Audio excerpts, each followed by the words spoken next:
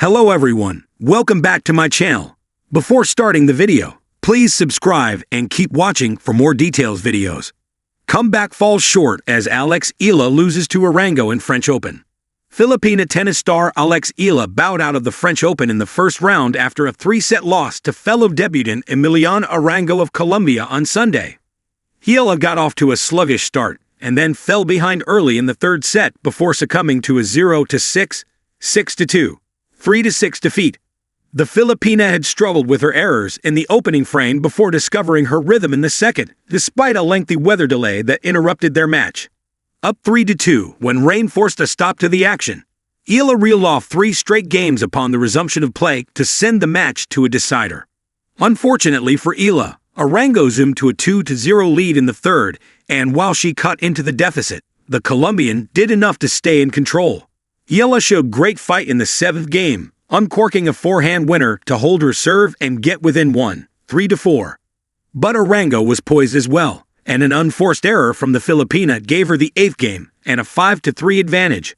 Arango then proceeded to break Eala's serve to win the match after an hour and 46 minutes. The Colombian dominated the long rallies and benefited from 44 unforced errors by Eala to score the win.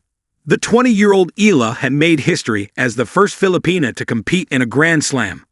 Her profile had grown considerably in the past couple of months, thanks to a Cinderella run in the Miami Open, where she defeated a handful of former Grand Slam winners to reach the semifinal. She is also 0-2 now against world no. 88 Arango, who beat her when they played in Miami in 2024. While it's back to the drawing board for Eala, Arango will move on to play Olympic champion and 8th-seeded Zheng Qinwen in the second round. Zheng beat former French Open runner-up Anastasia Pavlyuchenkova 6-4, 6-3 in a tricky first-round assignment on Sunday. The 8th seed is returning to Paris for the first time since winning gold at last year's Olympics. With Agence France Presse, Red Clay Dreams, Eala's spirited fight ends in heartbreak. The Paris sky had threatened rain all morning, as if the clouds themselves were unsure whether to weep or wait. But by the time Alex Eala walked onto court 14 of Roland Garros, the gray ceiling had cracked open, just enough to let the sun peer through, casting a golden hue on the rust-red clay. It was a stage she had dreamed of since she first picked up a racket at the age of 4 in Manila. And now, years later, standing opposite Colombia's Maria Camila Osorio Arango, her chance to etch her name into the history books was alive. Just barely, but alive. The crowd was sparse but invested. Some bore Philippine flags, others Colombian, but most were there for the game. Gritty, unpredictable women's tennis in the early rounds of a Grand Slam. A true gem hidden from the tourist throngs flooding Philip Shetrier. Chapter 1. The Slow Burn. The first set was a masterclass in pressure. Arango, seasoned and composed, dictated early. Her shots had bite. Her serves kissed the lines, and her footwork, deliberate yet fluid, frustrated Eala's rhythm. The Filipina, ever the fighter, scrambled, adjusted, but couldn't quite get her footing. 6-2. The scoreboard told a harsh truth. But Eala didn't flinch. She nodded to her box, clenched her jaw, and walked back to the baseline. This was not unfamiliar territory. She had faced longer odds. She had come back from worse. Chapter 2. The Spark. In the second set, Eala cracked open something elemental. Perhaps it was instinct or maybe memory of long nights on the ITF Tour, of junior titles, of sacrifice. Whatever it was, it surfaced in the third game. Down 1-2 and 15-40, she hit a running forehand passing shot that painted the sideline. The crowd gasped. Even Arango paused mid-stride. That moment sparked a fire. Eala began moving with a different energy. Her shots dug deeper into the clay. Her serve found new angles, and suddenly, Arango was the one sprinting side to side. By the 6th game, Eala was up 4-2, and when she clenched her fist after a clean backhand winner down the line to take the second set 6-4, the cheers from the stands were deafening, not just for her comeback, but for the spirit of the match itself. It was now a duel. Chapter 3. The Weight of Momentum. In sports, momentum is a fragile beast.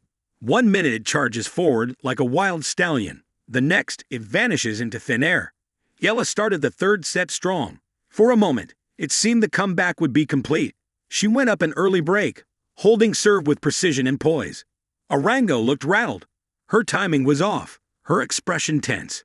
But champions, even quiet ones, know how to dig deep. At 3-2, Arango changed her tactics. She took pace off the ball, mixing slices with sudden bursts of power, disrupting Eala's timing. And just like that, the match tilted. Game by game, Arango clawed back. The scoreboard crept, 3-3, then 4-3. The weight of what was at stake, the pride of nations, the hunger of youth, the dream of advancement, seemed to descend on Eala's shoulders all at once.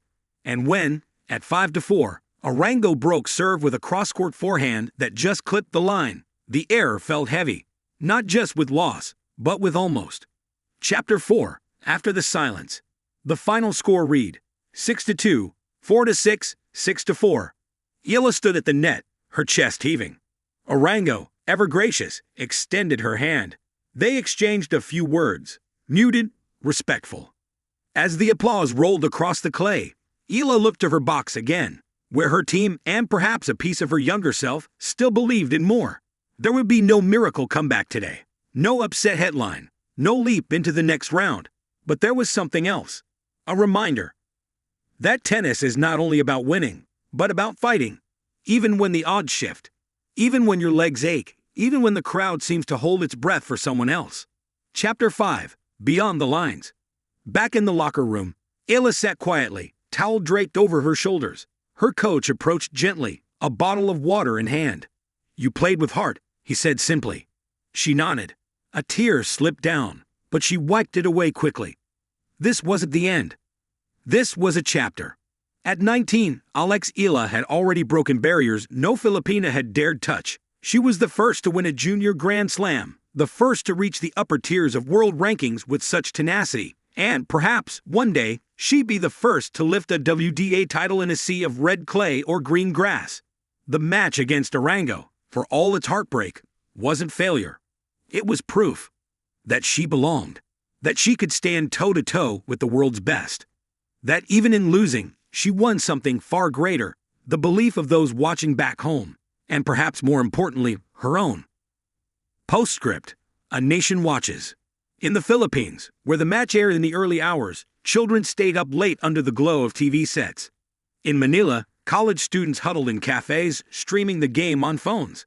Social media was awash with pride, even in defeat. Because for them, Alex wasn't just a tennis player. She was a symbol of rising above, of chasing dreams, of showing the world that greatness could come from unexpected places, and they would wait for her next match, her next shot, her next comeback, because they knew it was only just beginning.